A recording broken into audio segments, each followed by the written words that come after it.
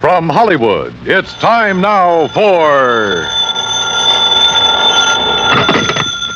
Johnny Dollar. Batter up, Johnny. Who's that? McGraw. Oh, as if I didn't know. What's on your mind, Bert? Dollar Mason. Ever hear of her? Her uncle Sylvester Mason. Mason's steel and iron? That's the man. Darla's his favorite niece. About 6 weeks ago, she disappeared. So? So, yesterday, a body washed up on Newport Beach not too far from her parents' home. Darla's? According to her father, And you hold a policy on her? for $25,000, double indemnity. Ouch. So, why don't you pay it off? We would have today, except for one thing. Well, what's that? Right after Mason identified the body, a man named Dixon showed up and swore it was the body of his daughter. What?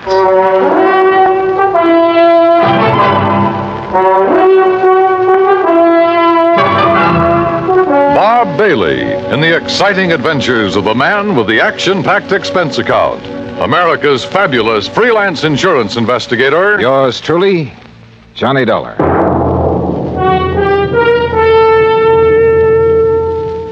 And now, Act One of yours truly, Johnny Dollar.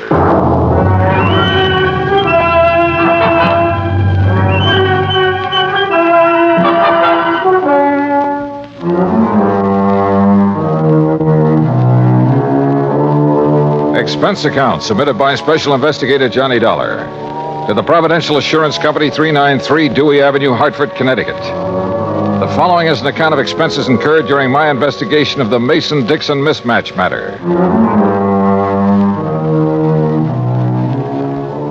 Expense account item 1, $1.20, taxi from my apartment to the Providential Building. The walls of Bert McGraw's office are covered with pictures of sporting events. And as I entered, Bert was preparing to hang another one. Oh, Johnny. Well, come in, come in. You ever see this? Who is it? Who? Well, it's me, that's who. The day I pitched for the Valdosta Lions. Struck out 10 of the Cherry Pointers that afternoon. Yes, sir. You win the game for him? Huh? I said, did you win the game for him? Oh. No. Cheating umpire. Hey. Well, Johnny boy, you ready to join our little team? I don't know. The body of a girl being found on a beach, Mason identifying it as his daughter, then somebody else showing up. Henry Dixon. Yeah, and saying the same thing. Can't the authorities identify her? Haven't been able to yet? Neither one of those girls had their fingerprints on record? Nope. Well, what about dental work? Nothing to go on there either. Oh, brother. It's not going to be an easy one, Johnny. How long had the body been in the ocean before it was washed up? Well, they figure about 6 weeks. You know what that means. Yeah. Hello? Oh, yes, sir. I see. Uh-huh. Well, if it isn't the Mason girl... Yes, sir. Yes, sir, that's right. Thanks for calling, Captain. That was Captain Miller of the Newport Police. They find out who she is? No. So if it is the Mason girl, we're going to have to pay out $50,000 on the double indemnity clause. You aren't surprised, are you? No, I didn't think she died from a natural cause. But I didn't think it'd be from a gunshot wound either. What kind of a gunshot wound? A 38, right through here. How old did you say the Mason girl was, Bert? Oh, around 20. Dixon girl, too. Both of them pretty, full of life. At least they were. When did the Mason girl disappear? Oh, about 6 weeks ago. And the Dixon girl? Well, she's been missing about 3 months. Well, one of them's still alive. I'll try to find her. Bert gave me all the information he had on both the Mason and the Dixon families. I took a cab back to my apartment. That's expense account item 2. Item 3, $18.10, transportation, Hartford to Newport, Rhode Island. After checking in at the Ogden Hotel, I called Darla Mason's father, rented a car, and drove out to the Mason home on the beach. I was about to ring the bell when the front door opened. Hi. Well, hi. You must be Johnny Dollar. That's right. Come on in. I'm Joan Mason. Darla's little sister. Uh-huh. This way, Mr. Dollar. Mother's waiting for you in the den. Your mother? I thought my appointment was with you. Oh, my father's indisposed. Besides, Mother's the brains of this family. Of course, if you really want to know about Darla, you ask me. Maybe I will. You better. Mr. Dollar's here, Mother. Thank you, my dear. Come in, please, Mr. Dollar. See you later, Johnny. dreadful mistake my husband made has upset him so. I thought it best to see you myself. Just what mistake are you referring to, Mrs. Mason? Well, we've released a statement to the newspapers. I thought you had heard. No, ma'am, I haven't. You've made a trip over here for nothing, then. Oh? Yeah, you see, my husband erred when he identified that body as being our daughter's. It couldn't possibly have been. Well, I know you're glad of that, Mrs. Mason. But what made Mr. Mason change his mind? I haven't changed it, Dollar. George, I thought you were going to stay in your room. Never mind. Dollar, any questions you want to ask, I'll try to answer them. Why, George Mason, you've been drinking. Only enough to take the bad taste out of my mouth, and you know what put it there. Don't look so mixed up, Jenny. I tried going along with you, but I got too weak a stomach. So here I am. I don't know what you're talking about. No. Listen, Dollar. Soon as they found out that girl had been murdered, my wife here decided it couldn't have been Darla. It isn't Darla, and you know it. Only thing I know is that you got a set idea good, proper people don't die nowhere else but in bed. Because this girl died like she did, because she was shot, you tried convincing me she ain't our daughter. Well, I won't hold still for it. That girl's Darla, no matter what that crazy You'll Coo Dixon excuse says. me, Or Mr. what you Dollar? say. Yes, surely. You hear? You hear me, Jenny? Oh, doggone woman. I get so mad at her. Oh, you want a drink, Dollar? No, thanks. A little early for me. Yeah, I guess I've had enough, too. Well, Dollar, no matter what way our girl died, she was a good girl. Never gave me a bit of trouble. Never lied, never ran around like some her age do. Oh, she was a real good girl. Mr. Mason, the police haven't been able to make a positive identification. I know that. Well, would you mind telling me why you're so certain that girl is your daughter? Oh, of course not. First thing, Darla had no reason to run off. She had everything I could give her. Charge accounts all over the place. Everything money could buy. So she had no reason to leave here like she did. Where was she last seen? At the Newport Yacht Club, at the bar. Younger daughter Joan saw Darla talking with a stranger. When she walked out of the club, it was the last anybody ever saw of her. Well, Mr. Mason, do you have a picture of your daughter that I could borrow for a few days? Yeah, I might be able to find you one. What do you want with it? I'm going to try to find her. You what? Dollar, you... Or find the Dixon girl. Oh, yeah, I see what you mean. Well, you might locate Ruth Dixon somewhere. Do you know the Dixons, Mr. Mason? No, I never heard of them before this happened. What about Ruth Dixon? Could Darla have known her? Oh, of course not. Are you sure? I mean, isn't it possible that in a small community like this one... No, it's not possible. Dollar, we're the Masons. Now, maybe that don't mean much to you or to me, but it means an awful lot to my wife. And for the time poor Darla was born, my wife drilled it into her. You understand? No, I'm not sure that I do. Well, Darla never mixed with people she thought were beneath her, any more than my wife ever has. I see. You don't believe it, you just ask around. I plan to, Mr. Mason.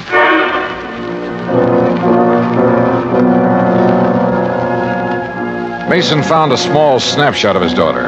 I took it and drove back to town. Expense account item 4, 10 cents, one phone call to Henry Dixon.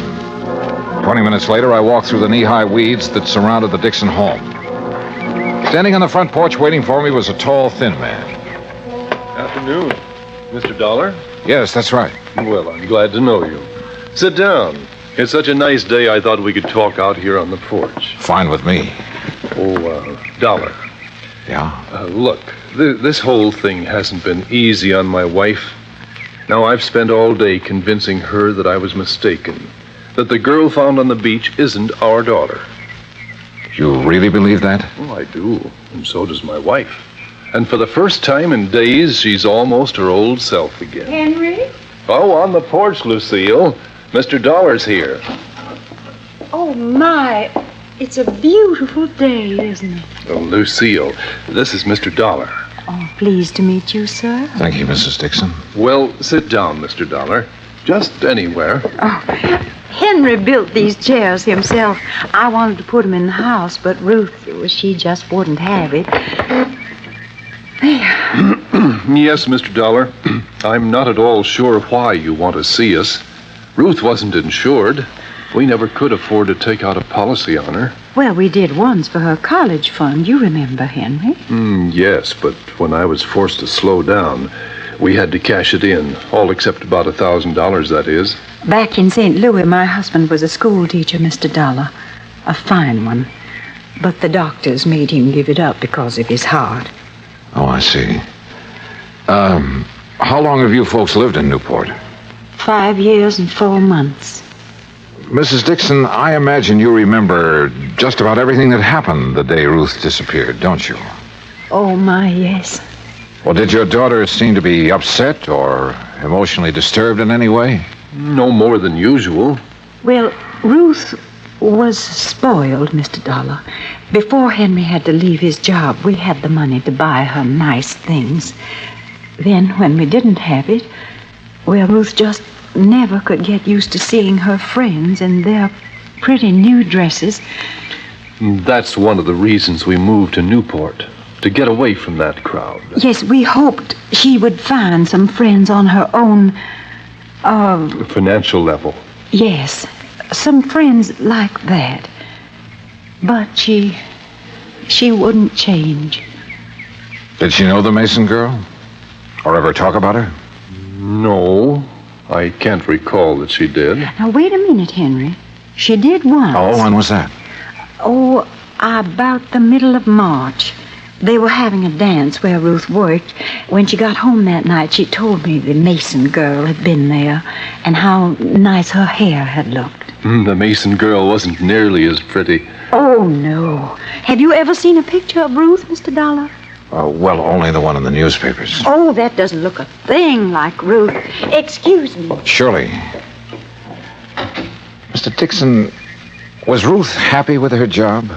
Well, considering how little they pay girls for doing hostess work, she was. Now, here's a real nice picture of her, Mr. Dollar. You just look at this. Isn't that something? Sure. Mrs. Dixon, where was this taken? Why, where she worked. At the Newport Yacht Club. I borrowed the picture after promising to be careful with it. Then I went back to my hotel. At the desk, I stopped for my key and messages and found one from Captain Miller of the Newport Police. He wanted to see me in his office as soon as possible. It took me about 5 minutes to get there. Dollar, Yeah, that's right. in here. I'm Miller, homicide detail. I'm glad you could... Mr. Dollar, what wonderful good news. Jenny, leave the man alone. Well, I didn't expect to find you people here, Mrs. Mason. No, I'm sure you didn't. And Mr. Mason didn't expect to be here either. Oh, you just wouldn't hold the thought, would you, George?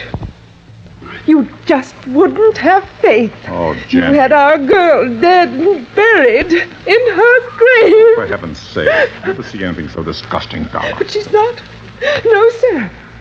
Oh, I'm so thankful. So very, Mrs. Mason, you mean you found her? They haven't found her yet, Dollar. As a matter We of fact... found proof that she's alive. What kind of proof? A slip. A what?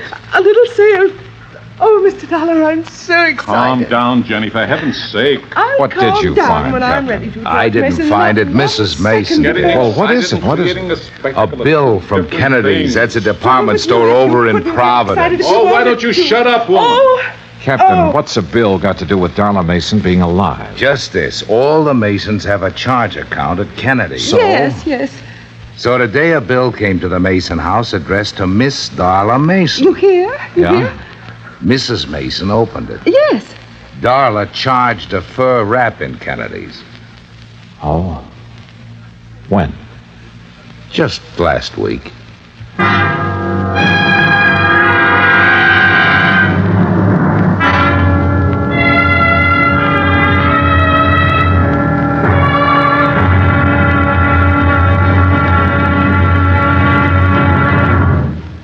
Act two of yours truly, Johnny Dollar, in a moment. We often hear about people shooting the bull or throwing the bull. We often do it ourselves on occasion. But here's a story about a bull that threw the man instead of the other way around. When Air Force veterinarian Captain Tony Kamalacher was stationed in the Azores, he was asked by a Portuguese veterinarian to diagnose the wound of a young and promising bull that had been gored by another bull. It came from a long line of famous corrida bulls and was considered very valuable. But Captain Kamalacher's diagnosis was not favorable. An operation was needed, and there were no facilities for such a thing. Just the young captain's bag of surgical instruments, a few strong field hands to hold the animal down, and Mrs. Kamalacher, who acted as nurse. The operating table was a rocky field under a penetrating drizzle of rain. But Captain Tony Kamalacher couldn't be stopped with mere inconveniences. After giving the bull a dose of tranquilizers and a shot of local anesthetic, he proceeded with surgery. Just as the operation was completed, the bull came to life. With a mighty lurch, it leaped to its feet, throwing the field hands aside like sticks, and, for thanks, immediately charged at the surgeon. But Kamalacher escaped over a nearby stone wall.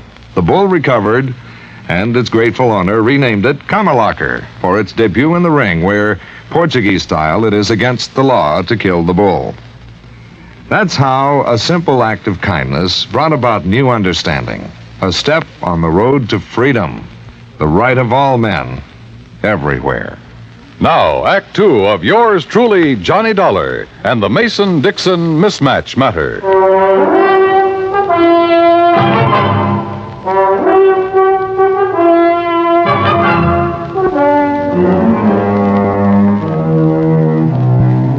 After telling me that the Mason girl had used one of her charge accounts just 5 days before the body was discovered on the beach, Captain Miller produced the original sales slip. Written across the bottom of it was the name Darla Mason. I wish to heaven I could be positive it's really her signature. You mean you think it's a forgery, Captain? I don't think anything yet. Mr. Dollar, you believe it's Darla's signature, don't you? Well, I haven't anything to compare the signature with, Mrs. Mason. Mrs. Mason, do you happen to have any of your daughter's legal documents at home, or her driver's license, or anything else that might contain her signature? No, I'm afraid I don't. You can order a copy from the Department of Motor Vehicles, Captain. Yeah, I will. What do you want it for, Captain? Well, it's just a matter of form, Mr. Mason. We have to be sure. But Darla's mother and me, we are sure. And we're the only ones that count. Well, that's not quite true, Mr. Mason. What? Have you forgotten about the Dixons? Oh, yeah, I guess I did for a minute. Well, you go ahead. Mrs. Mason and me will be at home. Yes, sir. You'll let us know as soon as you can, Captain. Yes, ma'am, I will. Thank you. Well, Darla, now what? How far is Providence, Captain? 40 miles. Why? Well, I don't know about that store over there, but where I came from, before a person could charge on an expensive item like a fur wrap, he'd have to produce some identification. Unless Yeah? the salesperson recognized him. Or her. What do you think? It's 3:10 now. If we hurry, we might have time to do a little shopping.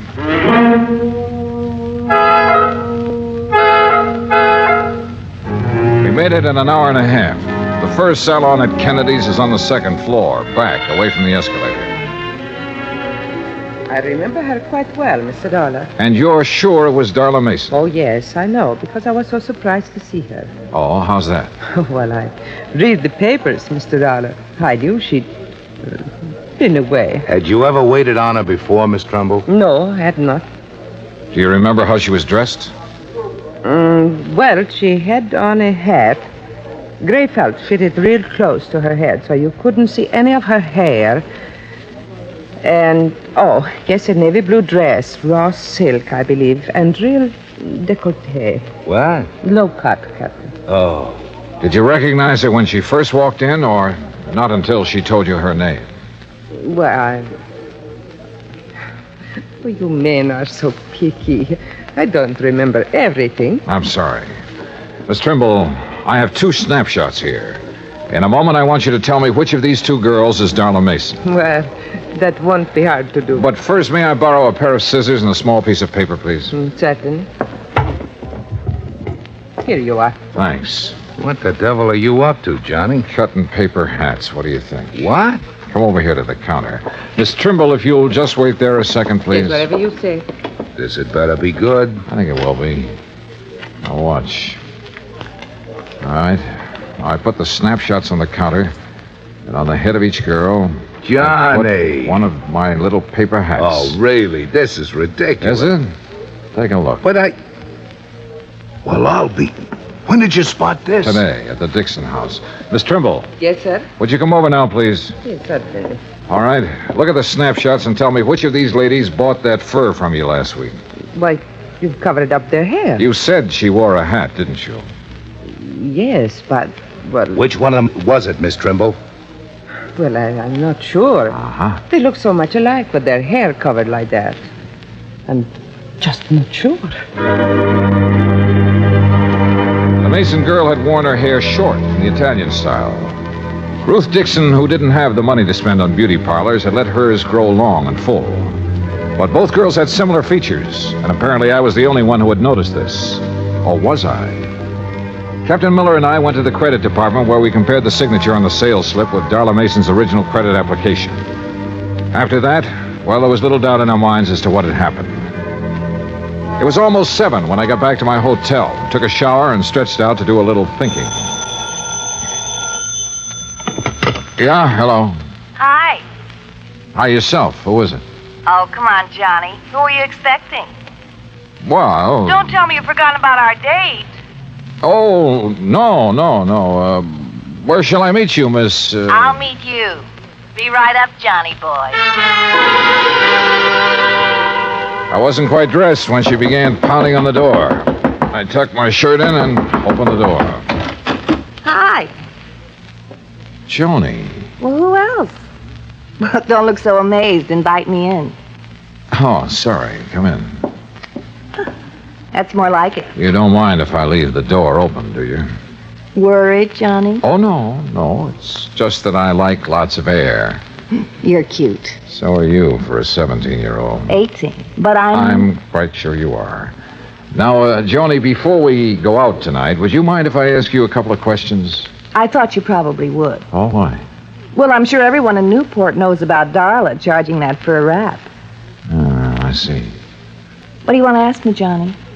It's about the day Darla disappeared. Yes, Well, you said she was in the bar with a stranger, right? that's right. But you and I, we both know that every stranger who enters the yacht club has to sign a guest book, correct? Well, he's given a temporary card. With the name of the member who invited him to the club also registered in the book. You're very clever, Mr. Dollar. Why did you lie to the police and your parents, Joni? Darla's my sister. I thought maybe someday she'd do the same for me. Will you tell me who the stranger was? Or shall I go over to the yacht club and start checking their guest book? I'll tell you. Yeah? Would you mind closing that door? Tell me first. His name's Peter Hansen. Who is he? My mother can answer that. Or my father. Who is he, Joni? A tutor. My mother hired him for Darla and me. He moved into our house about 3 months ago. Of course, he didn't stay long. Where was he from? I don't really know. But I know how you can find out. Yeah?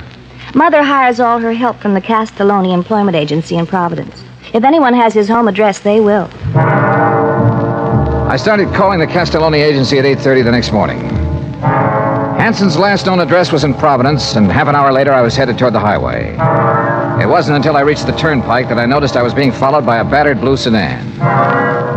Hansen had moved, but he'd left a forwarding address, and 3 hours and 2 addresses later, I turned down a lonely oyster shell road and stopped. Ahead of me, I could see a small beach cottage, and still behind me, the battered blue sedan.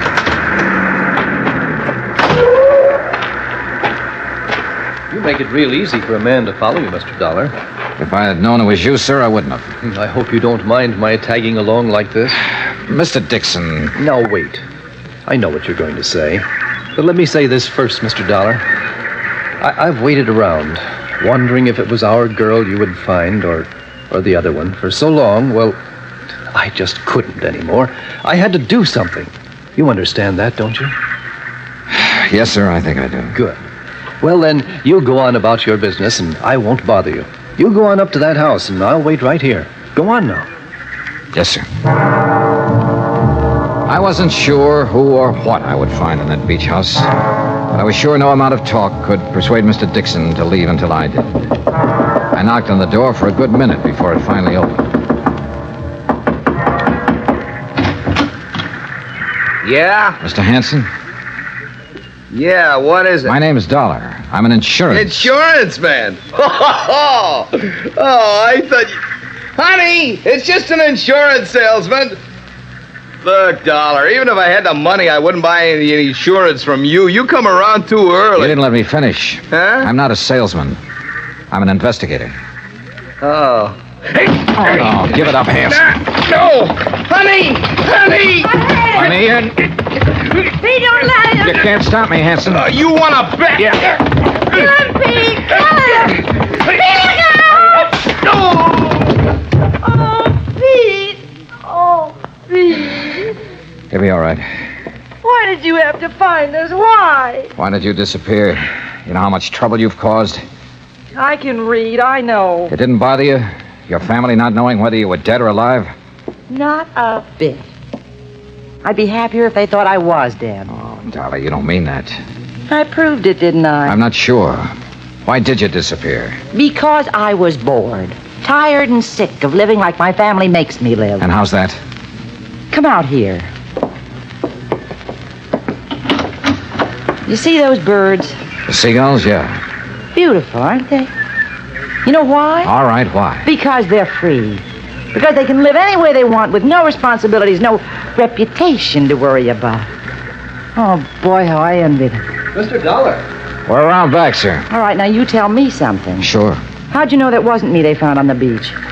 Because of that fur wrap you charged at Kennedy's. But how did... I told them to send the bill here. They didn't.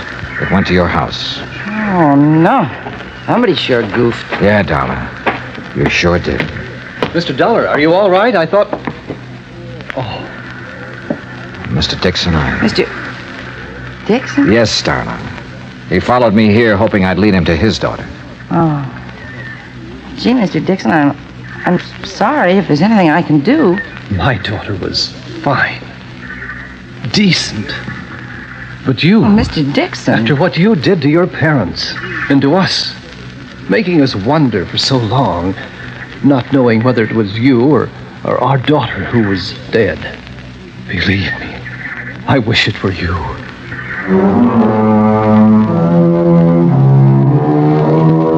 Like Bert McGraw told me a long time ago, somebody has to handle the rough ones. And for me, this was it. Henry Dixon was in no condition to drive his car, so he rode back with us. And on the way, well, Darla Mason will never forget the things he said to her. Neither will I. As for Ruth Dixon, who murdered her and why, well, that's up to the Newport police.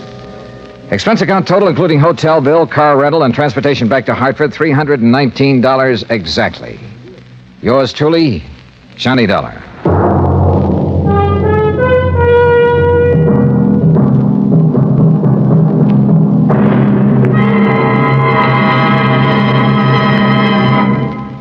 Now, here's our star to tell you about next week's story. Next week, well, I suddenly found out there was more to this case I just finished. More. The really tough part. Join us, won't you? Yours truly, Johnny Dollar.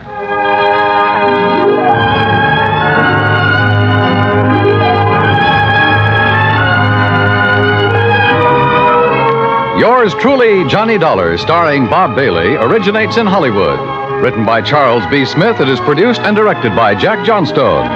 Heard in our cast were Virginia Gregg, Mary Jane Croft, Jeanette Nolan, Gene Tatum, Frank Nelson, Will Wright, Austin Green, and Marvin Miller.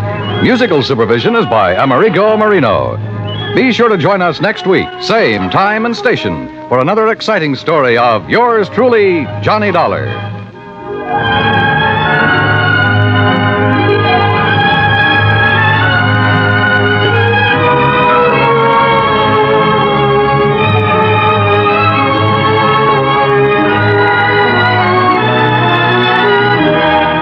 This is the United States Armed Forces Radio and Television Service.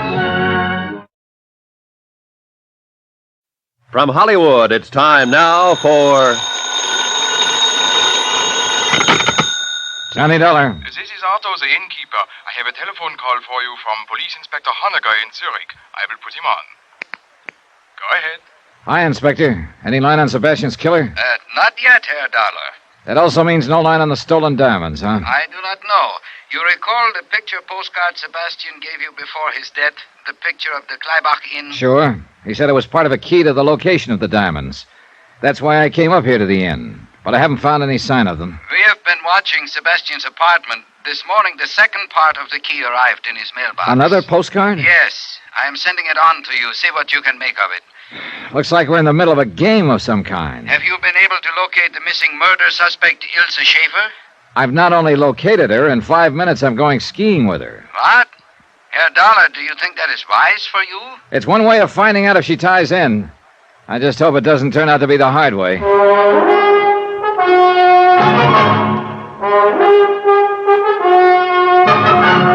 Tonight, and every weekday night, Bob Bailey in the transcribed adventures of the man with the action-packed expense account, America's fabulous freelance insurance investigator. Yours truly, Johnny Dollar.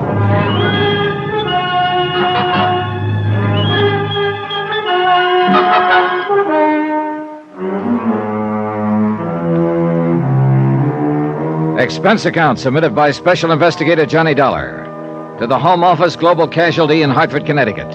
Assignment, the picture postcard matter. Location, Kleibach, Switzerland. Expense account continued. Item 7, $3 American, rental on ski equipment. Ilse Schaefer told me she'd come to Kleibach to go skiing, and I wanted to make sure that was her reason. There'd been too many coincidences about her to suit me. First, the way she'd popped into my cab in Zurich, then popped out 2 blocks later, leaving her purse behind. Right after that, I'd been jumped by a strong arm who was sure Ilse had passed the stolen diamonds to me. And now she turns up suddenly at the Kleibach Inn. I spotted her waiting for me at the ski lift. Come on, Johnny. You're late. In her skiing outfit, she could have passed for Miss Switzerland. But one nasty little thought kept coming into my brain, kept marring the picture. She could also be Sebastian's killer. We rode the lift up to the top, then took off along the ridges. She skied like she was born to it. Easy, smooth, and gracefully. It had been 4 years since I'd last been on skis, and as I struggled to keep up with her, I must have looked like a rusty snowplow. We worked our way out on the crest of one of the ridges. Let's stop here a moment. Well, that suits me fine. You winded? This is not exactly sea level. You'll get used to it. You see, I really can ski, Johnny. Oh, that's an understatement. Do you have a cigarette? Yeah, sure. Here. Thanks. Isn't it beautiful up here, Johnny? Yeah. You see that little dot way down there? That is the inn. A long way down. That's what I like about skiing. Everything is so remote, so far below. When you're up here, all that down there, it just doesn't exist anymore. It's always there when you get back, though. You are too practical, Johnny. But you know, it's fun being with you. Thanks. I still can't get over it. What? Well, the coincidence that I should share your cab in Zurich and then run into you again at the Kleibach Inn. But I am glad. Aren't you? Can't say that I... Johnny! Hey! Must have come from that other ridge behind the rocks. Closer. We're sitting ducks on this ridge. Quick! Down the left side of it. There is a shortcut. Let's go. Keep low, Elsa. Who could be shooting at us? We'll figure that out when we get out of range. He's still right with us. We'll be out of sight in a moment. Could be a moment too late. There. We are past the shoulder. Yeah. Slope's pretty steep here. This is the quickest way. The shoulder of the ridge will keep us out of sight. Maybe. What do you mean? We get going much faster and we're going to take off. Hey, ahead of us, a cliff. Johnny, stop! What do you think I'm trying to do? Johnny, watch out! Johnny! Oh, brother. Johnny. 4 feet more and I'd... Thank heaven. This was a real great route you picked, Ilsa. Oh, I can't tell you how sorry I am. Sorry I didn't go over the edge. Oh, of course not. I mean, I'm sorry that in the excitement, I forgot about the avalanche. Avalanche? Yes, several months ago. It took away part of the slope and left this sheer drop. Forgot about it, huh? Well, I just told you I did. I noticed you didn't have much trouble stopping in time. But I was behind you. Oh, yeah, that's just where you were, behind me.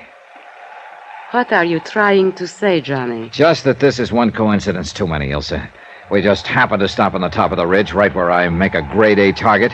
Then you just happen to forget there's a sheer drop on this shortcut you got me to take. But I explained Come on, we're that... going back to the inn.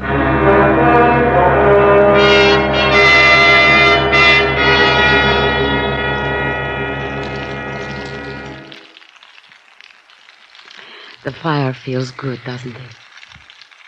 Johnny, what is it? What's the matter? All those things you said up on the ridge. I'm waiting, Elsa.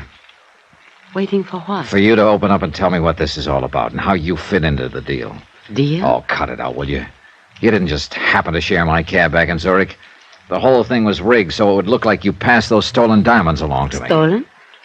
Johnny, I don't know anything about stolen diamonds. I suppose you also don't know anything about a man named Sebastian. Oh, yes, I know Sebastian. What has he got to do Or about with... his murder? Murder? Oh, no. Oh, yes. Why, I can't believe it. Sebastian. Dead. Yeah. And you've already admitted you knew Sebastian. Now let's have the rest of the story. Straight. Oh, well, Sebastian was a friend of mine. Friend? Nothing more. He had asked me to share your cab at the airport and to leave my purse in it. Why did he want you to do that? I don't know. He said he was in some kind of trouble and needed help. He said if I would do that, it would help him. Ilsa, you'll have to do better than that. But I am telling you the truth. No, you... Hey, wait a minute. You claim you didn't know what kind of trouble Sebastian was in? No, he didn't tell me. You also claim you don't know anything about the diamonds? $100,000 worth? What? I read about that in the newspapers, but... Oh, wait a moment. Are you saying that Sebastian was involved in it? Up to his ears. I'm sorry to hear that, Johnny. But you must believe me. I did not know anything about it. You're either telling the truth or you're a whale of an actress, Ilsa. I'm telling you the truth. Okay. But about that taxi cab in Zurich, I don't understand. Sebastian was trying to double-cross the rest of the outfit by negotiating with me for the return of the diamonds. But apparently there was another outfit after the diamonds. He wanted to make it look to them like he'd passed the diamonds along to take the heat off. You said a man attacked you after I had left your cab. Yeah. He obviously thought you'd slip me the diamonds. Oh. So Sebastian was setting me up as a patsy on the one hand and negotiating with me on the other. Who could have killed him? Good question. Could be the outfit trying to grab the stones. Or Sebastian's own crowd found out he was trying to sell them out. And the person who shot at us up on the Same ridge? two possibilities. Which reminds me, you still haven't explained how you happened to come up here to the Kleibach Inn. Oh. Well, Sebastian told me he had unfinished business in Zurich, and he would meet me here in a few days, and we would go skiing. I see. Tell me, did you know any of Sebastian's friends? One or two, slightly. Was one of them big and powerful, thick features, almost bald? No. Why? Well, he's the one who jumped me in the hotel lobby after my cab ride with you. Oh, no. I am certain I would remember him the way you describe him. Oh, there was a man Sebastian spent a great deal of time with, but he was short and stocky with very thick neck. Well, that fits the description of one of the men in the robbery at the Zurich airport. Do you know his name? Why, Brunner, I think it was. Could it have been Gruner? Yes, Gruner. The man who sent the postcard to Sebastian. Yeah, that ties in all right. Postcard? Oh, well, skip that. Was one of Sebastian's friends an Englishman? Not that I know of. Why? Well, a fellow named Jeffrey Harris here at the hotel's been trying to strike up an acquaintance with me. Claims he thought I was old Bunny Dollar, a friend of his from London. Oh, well. Johnny, if you'll excuse me, I'm very tired and upset about this news of Sebastian. I think I'll go to my room. Yeah, okay, Elsa. If there's anything more I can do Don't to help worry. you.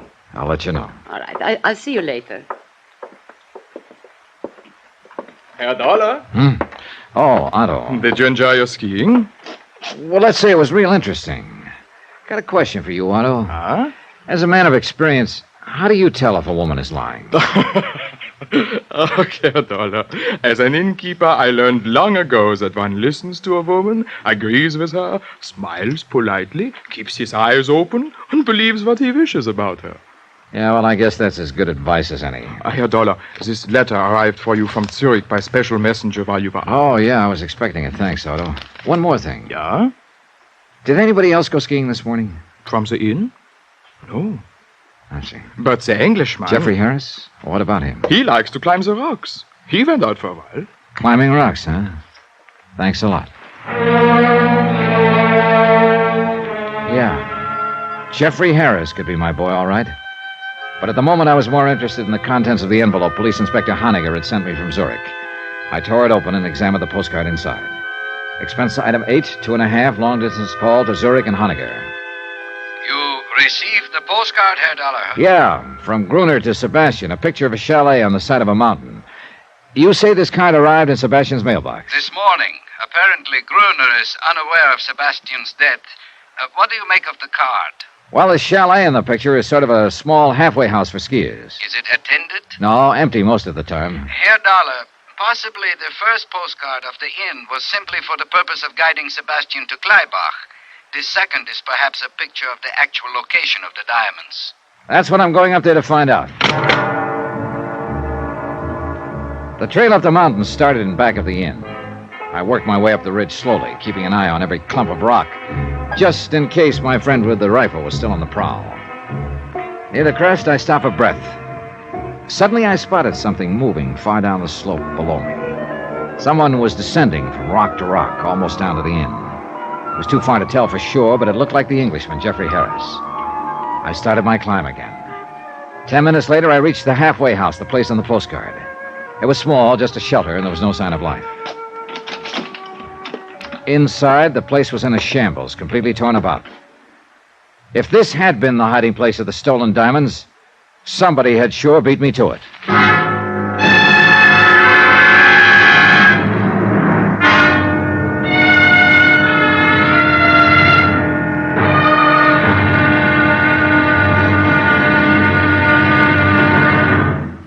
Now, here's our star to tell you about tomorrow's episode of this week's story. Tomorrow, a third part of the key turns up in the form of a corpse. Join us, won't you? Yours truly, Johnny Dollar.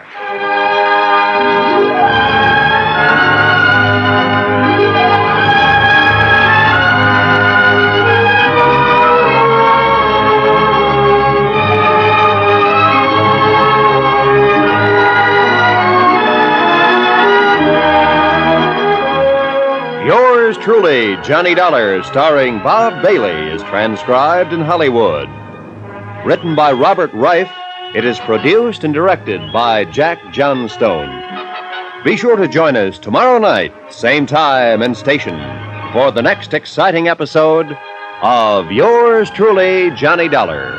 Roy Rowan speaking.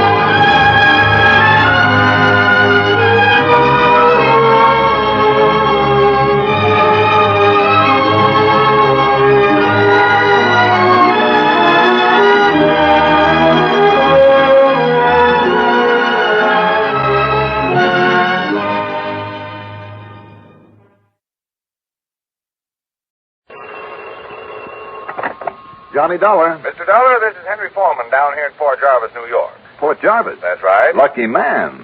I beg your pardon? Well, the Delaware River on one side and the Neversink on the other, and that Neversink just happens to be one of my favorite trout streams. Oh, I see. Many's the time I've wet a line in that piece of water. Foreman, did you say? Yes, I'm the local representative for Inter-Allied Life Insurance Company. What can I do for you, Mr. Foreman? Not for me, Mr. Dollar, but for one of my clients. I should say the husband of one of our clients, one of our rather important clients. Yes? His name is Teckler, Rudolph Teckler, and he lives a few miles north of here, the other side of Monticello. I see. Lovely place. 2 or 300 acres of beautiful woodland, a private lake, and so on. Sounds very nice. Usually, though, at this time of year, they're back in New York at their big apartment, one of those luxurious duplex affairs on East River. Also sounds like they're really loaded. Loaded? Yes. Oh, you mean... yes, Mr. Dollar, they're quite wealthy. Well, now, what's his problem? I haven't the least idea. All I know is that he called me a few minutes ago, and he asked, well, as a matter of fact, he insisted that you come and see him. If, that is, you have some free time, and by that he meant anything from a few days to a few weeks. Funny. Must have something to do with his insurance. I don't know, sir. Well, look, Mr. Forman. He did make it very plain that it's most important to you, that is, to you personally.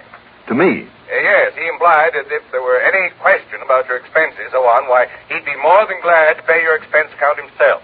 Ah. Yes. In other words, Mr. Dollar... In other words, maybe I can be a little free with the old expense account for a change. Well, now, that isn't quite what I was thinking. Well, let's pretend it was, though. Now, look here... Now, just relax, Mr. Foreman. I'll grab a plane or a train or something and be down there to see you. Now, Mr. I'll Dollar... see you.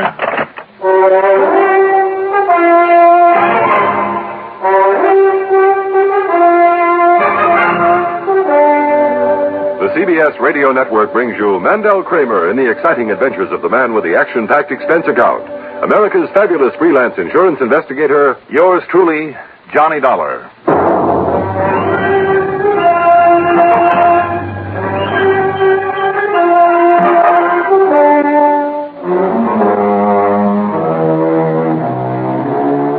Expense account submitted by Special Investigator Johnny Dollar to the Inter-Allied Life Insurance Company office in Port Jarvis, New York.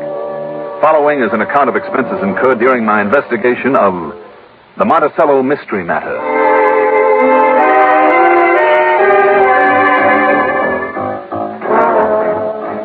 Expense account item 1, $9.10 plane fare to New York. Item 2, $50 deposit on a rental car. I picked up Route 46, then 23, and some 70-odd miles later, pulled into Port Jarvis at the point where Pennsylvania, New Jersey, and New York all come together. It's a nice little city there on the Delaware. Quite a railroad center and even better known for its glass companies. Henry Foreman's office was on Main Street, and after the usual howdy-do's, I again asked the question. Believe me, Mr. Dollar, I don't know anything more about it than I told you on the phone. But in view of this company's policy of service to its clients, service of any kind, well, I felt we must accede to his request that you be brought down here. I see. And after all, when you consider the size of Mrs. Tekler's life policy alone, the annual premiums we collect on it, and remember this too, sir. She was a client of the company's long before she married Tekler. She's the widow of the late Horace Rathbun Mellinger. Well, you know. The big steel and oil fortune. Yeah. Well, it's no wonder then the Teklers are loaded. Precisely. Well, just give me their address and I'll see what I can do about inaugurating a Share the Wealth program.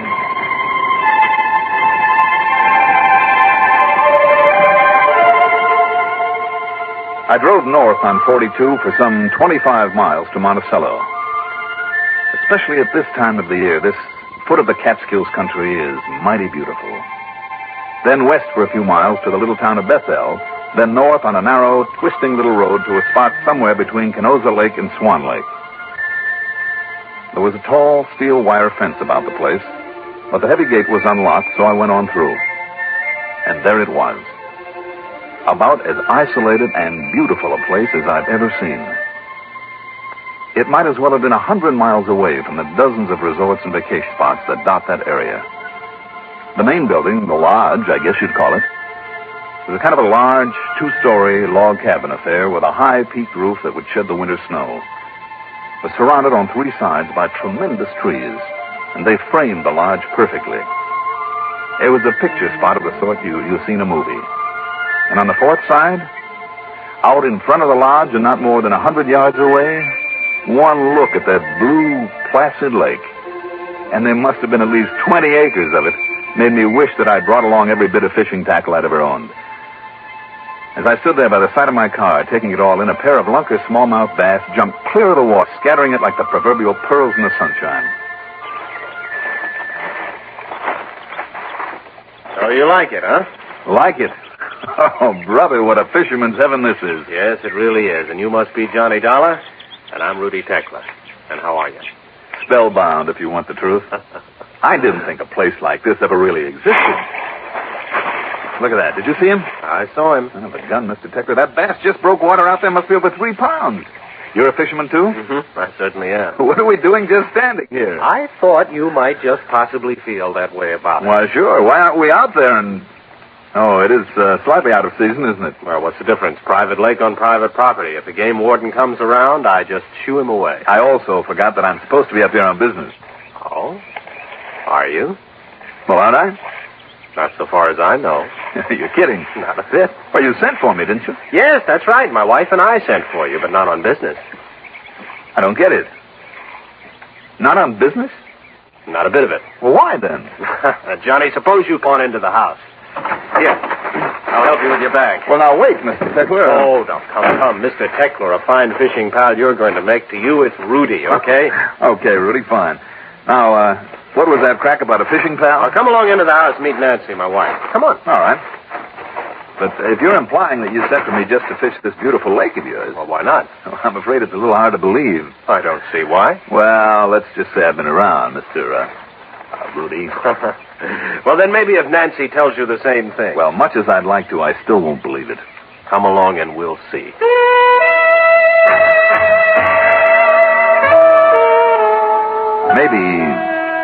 Maybe because of long years in this job of mine, I'm overly suspicious. But it all seemed just a little too good to be true. Now, I ask you, what would you think if a couple of complete strangers casually handed you the sort of chance and situation you've only dared dream about all your life? Yes, and when I met Mrs. Teckler there in the lodge, that silly little bell in the back of my head that saved my job and even my life on occasion, that warning, if you like, suddenly began to ring out loud and clear.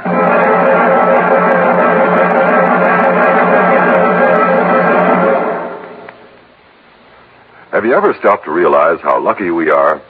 When people behind the Iron Curtain turn on their radios, they hear only what their leaders want them to hear. In this country, you can flick a switch day or night and get a true, complete report of what's happening everywhere. You get the news first, fastest, most accurately, and most completely when your dial is set to this CBS radio network station. Because the network is serviced by the far-flung fact-gathering facilities of expanded CBS News. Experienced CBS newsmen stationed in strategic places of the world over are on top of a story the moment it breaks. For news about local, state, national, and international affairs, even the news from out of this world, count on the frequent broadcasts of expanded CBS News. Hear CBS News every hour on the hour, every weekday. Wherever you are, keep in touch with the world through world-spanning CBS News. In this land where the news is free and reliable, let CBS News satisfy your need to know.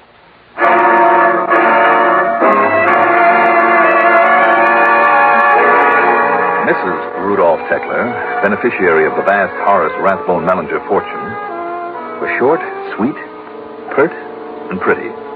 About 5 feet 2 or 3 with a trim, almost wiry figure.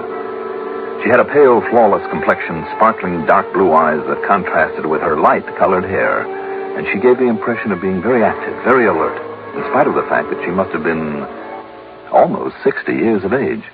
Then you do like our little country place, Mr. Dollar. Like it. I love it, Mrs. Teckler. Oh, I knew you would.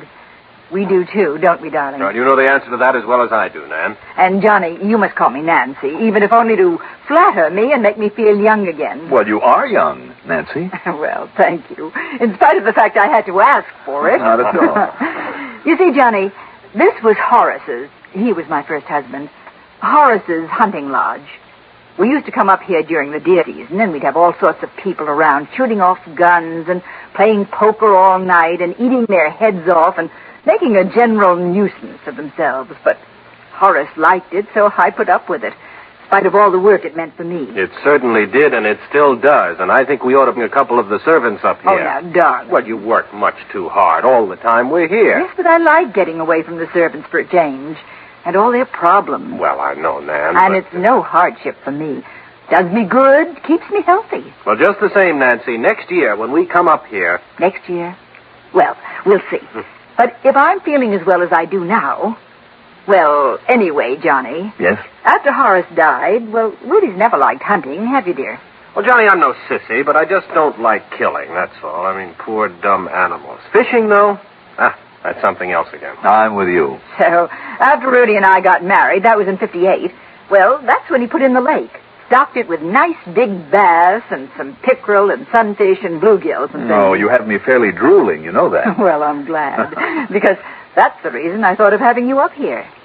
And when I suggested it to Rudy... Now, honey. Well, at first he thought I was silly. But then when he had a chance to think it over, he was just as enthusiastic about having you here as I was. Just to go fishing? Well, Johnny, I'll make a true confession. I'm an old fan of yours. Oh? I never miss those weekly radio reports you make on the cases you solve. Well, maybe I'm lucky you don't know about the ones I don't solve. I think the work you do is wonderful.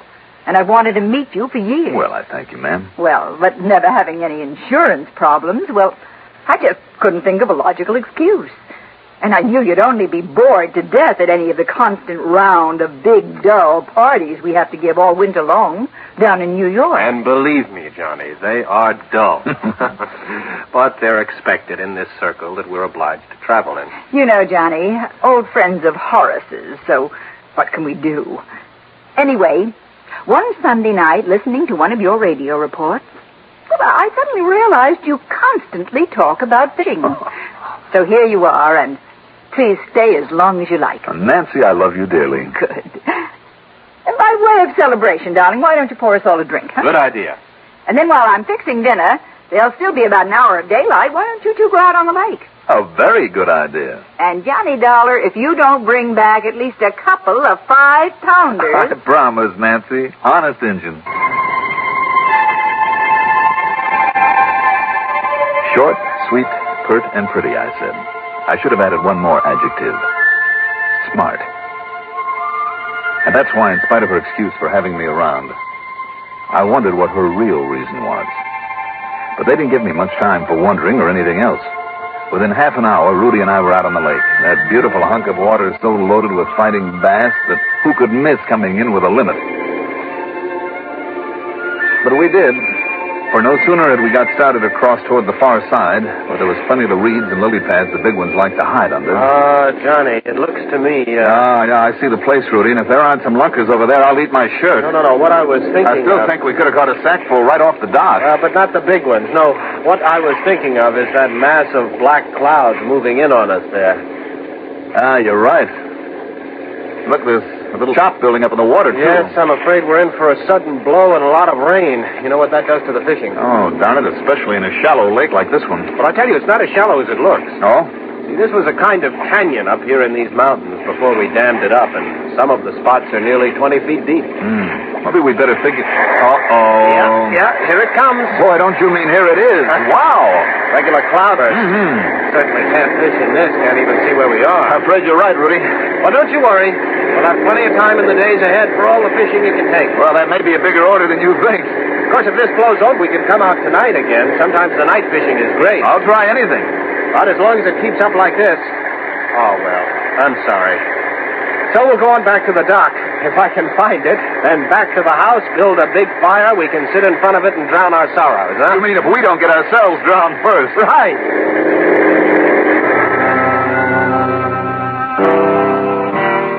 After cocktails, and plenty of them, during the delicious dinner Nancy had cooked for us, although we talked about nothing but fishing, I began to wonder again.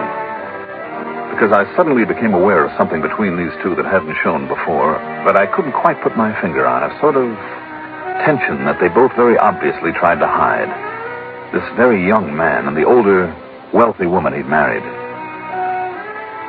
Later, in the living room, as we sat in front of a roaring fire and Rudy became a bit too generous with the highballs, especially his own, I wanted some more, because several times when he glanced over at her while she was talking to me, there was a very strange look in his eyes.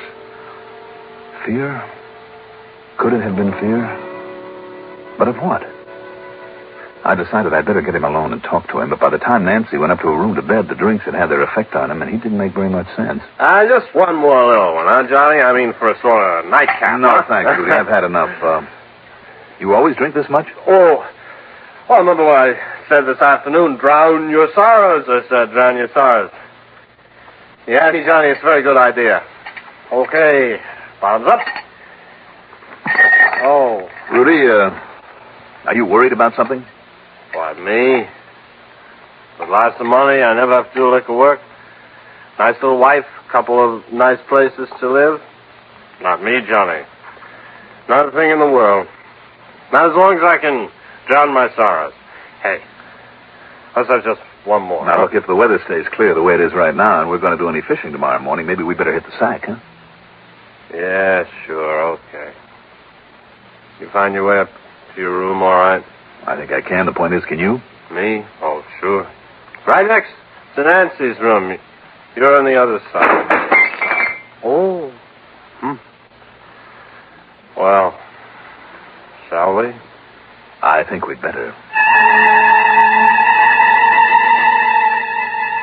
I helped him up to his room, put him to bed, and he promptly went out like a light. What he'd said about the clean, cool mountain air was certainly true. I slept like a log, almost as though I'd been drugged, and not because of the after-dinner drinks. I'd watched that pretty carefully. Then, shortly after sunup, came the rude awakening. Yeah, yes. Johnny. Johnny! Yes. What's the matter, Rudy? What is it? It's Nancy. Something's happened to her. Come on, quickly. Quickly!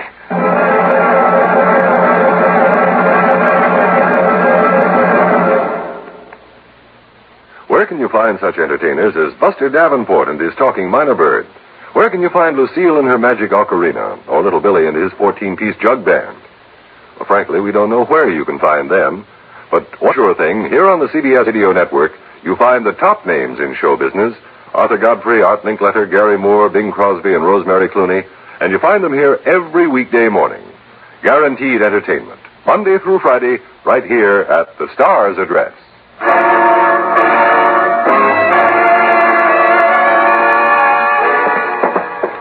All right, what is it, Rudy? What's happened? She's gone. Nancy's gone. Something's happened to her. Look at this. Her bed's been slept in, but she isn't here. All right, now just take it easy.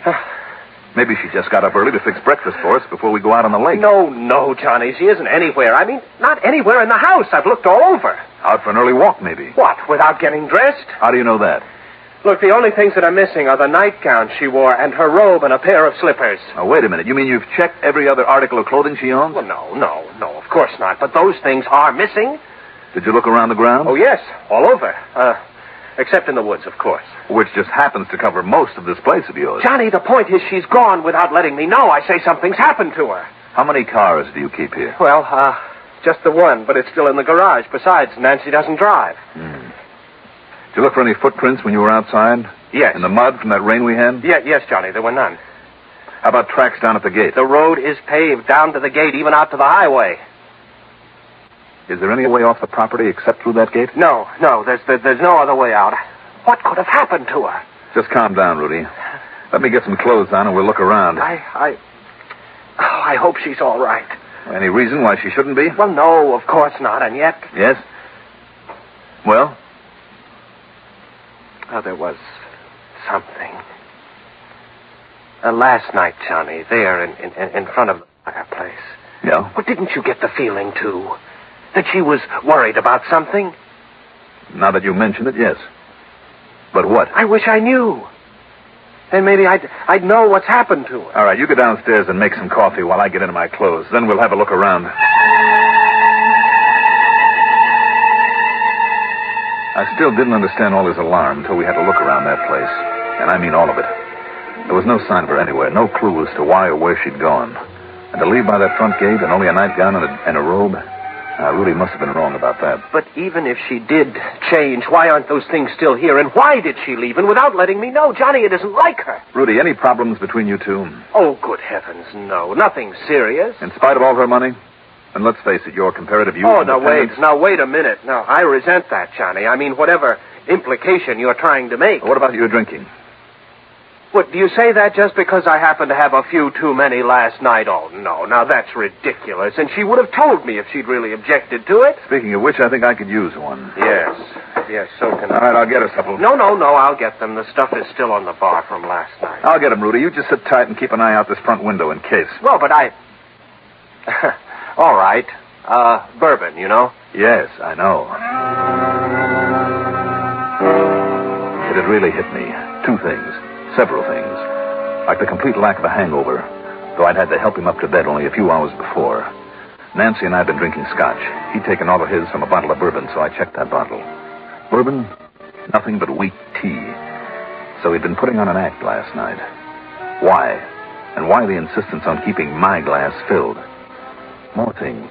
That crack about drowning his sorrow, for instance. Was Nancy his sorrow? Because she got wise to the fact that he'd married her only for money? And was she the one who was really afraid? Is that why she'd sent for me? Of course, he hadn't wanted me around at first until he realized what a wonderful cover-up I'd be for him. But then where was the body?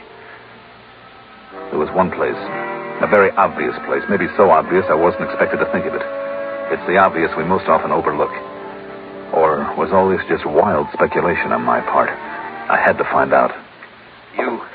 You say a hunch, Johnny? Yes, Rudy, and by some miracle, they usually pay off for me. Well, what kind of a hunch? There's one place on this property we didn't think of. Where? You just sit tight and finish your drink while I have a look. Well, all right, Johnny. You wait here. I'll be back in a few minutes.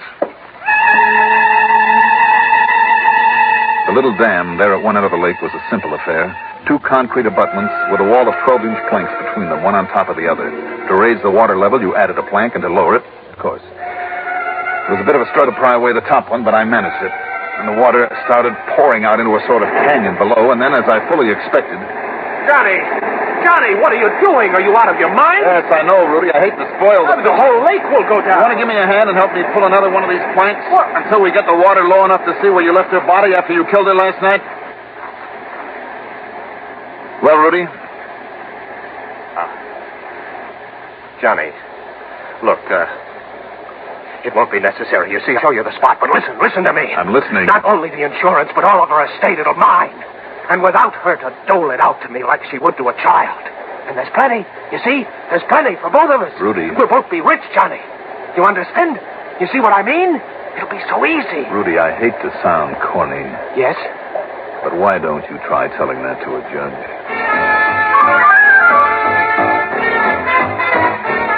Any comments? Why bother? I hate this kind of case. But it does happen. Expense account total, including mileage on the rental car and the trip back to Hartford, $71.70. Yours truly, Johnny Dollar.